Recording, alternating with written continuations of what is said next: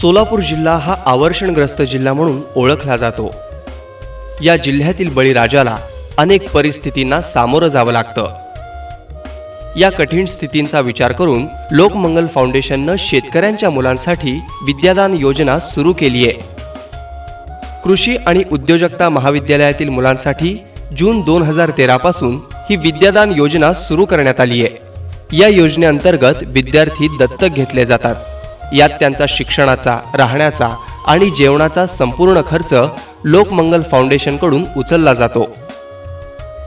या योजनेचा लाभ राज्यातील सर्वच जिल्ह्यांमधील शेतकऱ्यांच्या मुलांना मिळावा म्हणून लोकमंगल फाउंडेशनच्या वतीनं 35 जिल्ह्यांमधील प्रत्येक ग्रामपंचायतींशी पत्रव्यवहार करण्यात आला। पहिल्या वर्षी बायोटेकसाठी 54 तर उद्योजकतेसाठी 45 विद्यार्थ्यांची या योजनेकरिता निवड करण्यात आली। या मुलांची निवड गुणवत्तेनुसार केली जाते। जात, पंथ याचा विचार न करता समाजातील सर्वच घटकातील विद्यार्थ्यांना या योजनेत सामावून घेतलं जातं। गरीब, हुशार हा निकष असतो।